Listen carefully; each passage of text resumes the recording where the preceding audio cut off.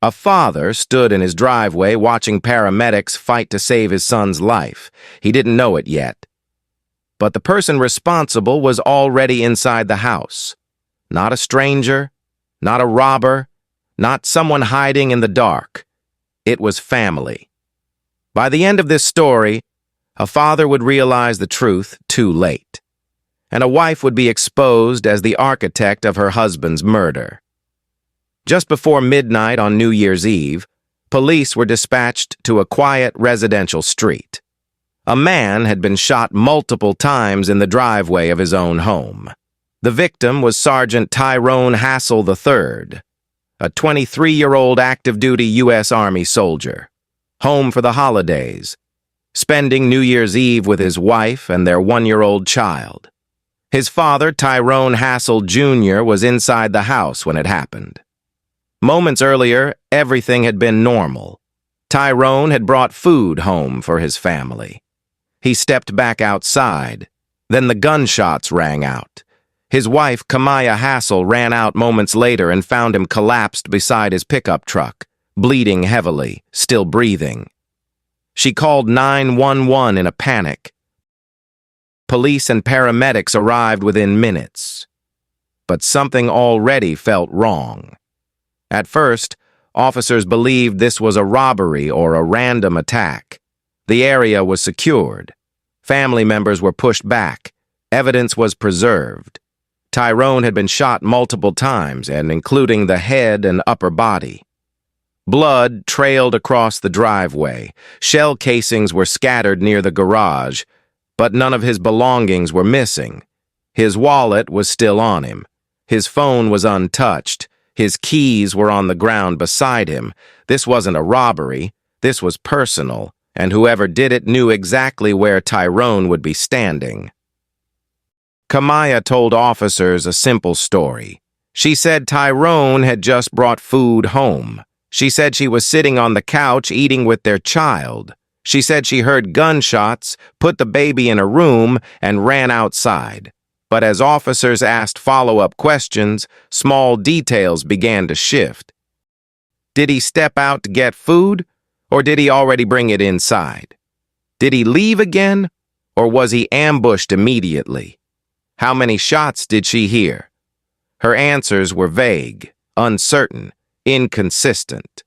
At the time, no one pushed her too hard. She was a grieving wife, a young mother, a military spouse. But detectives were already taking notes. Tyrone Hassel Jr. was convinced of one thing. His son didn't have enemies. He lived a disciplined life. He avoided trouble. He followed rules. This didn't make sense. Detectives processed the scene carefully. Bullet holes in the garage, casings clustered in one location, trajectory showing the shooter stood behind Tyrone. This wasn't spontaneous. Someone waited for him. Someone planned this.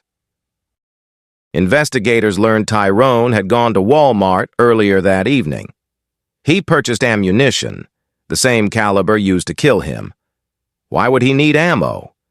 Surveillance footage showed him interacting briefly with 2 other men inside the store. For a moment, detectives wondered if this was connected.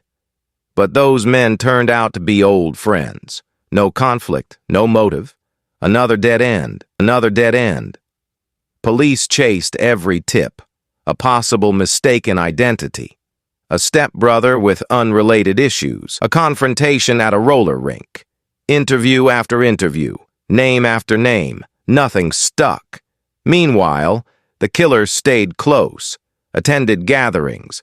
Grieved publicly. Played the role perfectly. Then a resident came forward. They described a black 4-door car parked in a vacant driveway the night of the murder. Backed in, lights off. The driver arrived, left, returned at high speed, then waited.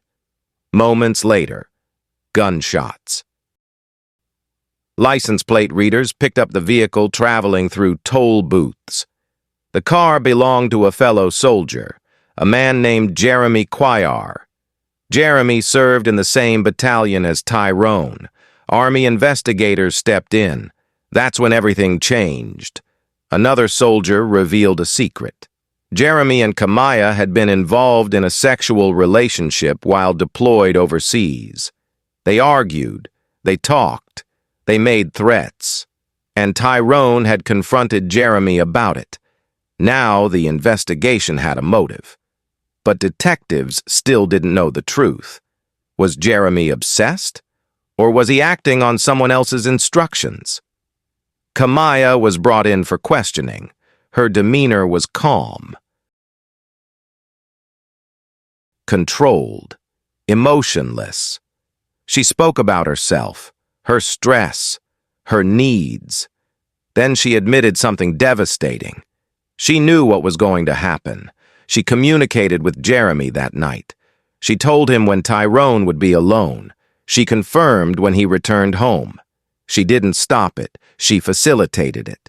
Kamaya admitted the plan began overseas. She admitted it continued when they returned to the U.S. She said she felt overwhelmed. She said she felt neglected. She said she wanted a different life. She admitted she could have stopped it. She didn't. She later acknowledged she would receive hundreds of thousands of dollars in military life insurance. That wasn't coincidence. That was incentive. Jeremy was arrested separately.